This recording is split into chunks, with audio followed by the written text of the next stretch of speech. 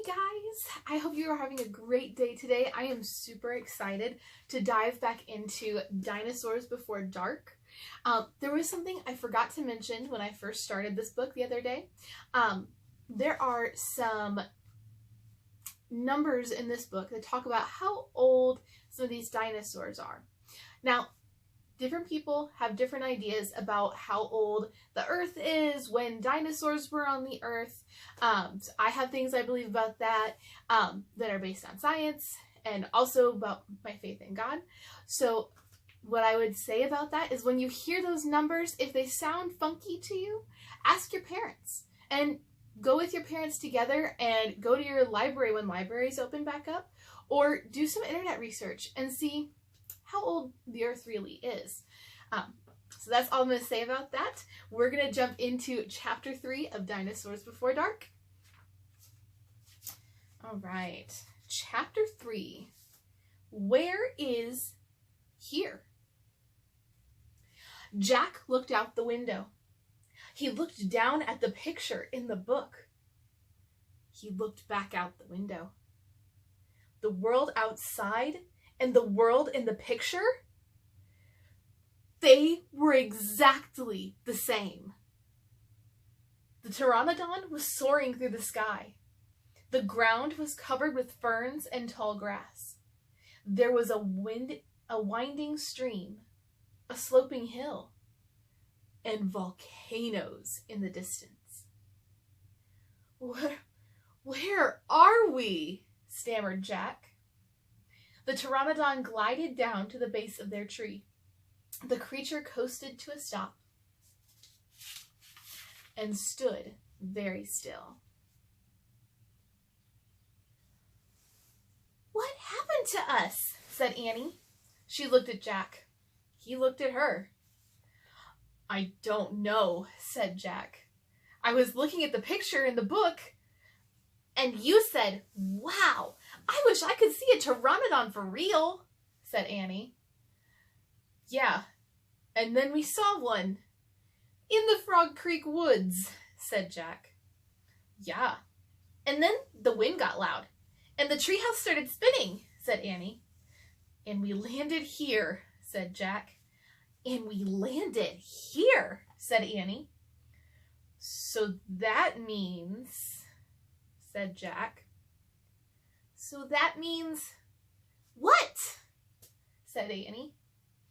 "Nothing," said Jack. He shook his head. "None of this can be real." Annie looked out the window again. "But he's real," she said. "He's very real." Jack looked out the window with her. The pteranodon was standing at the base of the oak tree, like a guard. His wings were spread out on either side of him. "Hi!" Annie shouted. "Shush!" said Jack. "We're not supposed to be here." "But where is here?" said Annie. "I don't know," said Jack. "Hi!" Annie called again to the creature. The pteranodon looked up at them. "Where is here?" Annie called down. "You're nuts. He can't talk," said Jack. "But maybe the book can tell us." Jack looked down at the book. He read the words under the picture. "This flying reptile lived in the Cretaceous period. It vanished 65 million years ago." No, impossible. They couldn't have landed in a time 65 million years ago. "Jack," said Annie, "he's nice." "Nice?" "Yeah, I can tell. Let's go down and talk to him." "Talk to him?" Annie started down the rope ladder. "Hey!" shouted Jack. But Annie kept going.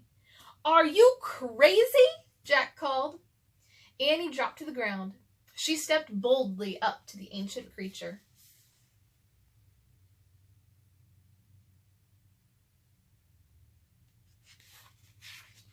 Would you have stepped up to a dinosaur? I don't know if I would. Chapter 4. Henry.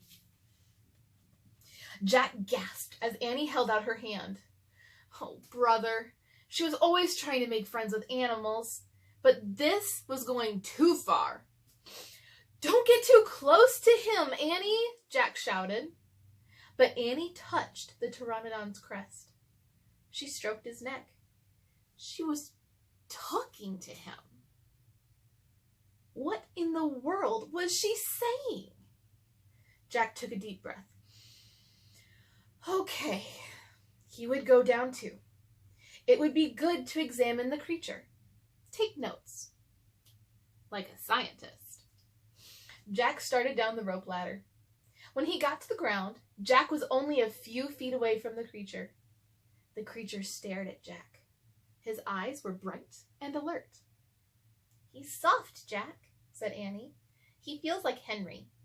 Jack snorted. "He's no dog, Annie." "Feel him, Jack," said Annie. Jack didn't move. "Don't think, Jack. Just do it." Jack stepped forward. He put out his arm very cautiously. He brushed his hand down the creature's neck. Interesting. A thin layer of fuzz covered the pteranodon's skin. "Soft, huh?" said Annie. Jack reached into his backpack and pulled out a pencil and a notebook. He wrote, "Fuzzy skin." "What are you doing?" asked Annie. "Taking notes," said Jack.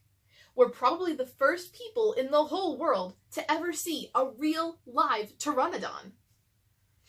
Jack looked at the pteranodon again. The creature had a bony crest on top of its head. The crest was longer than Jack's arm. "I wonder how smart he is," Jack asked. "Very smart," said Annie. "Don't count on it," said Jack.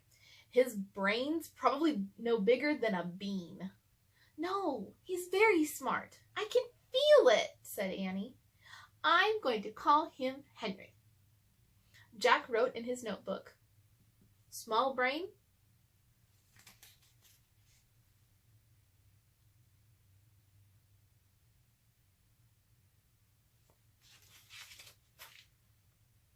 Jack looked at the creature again.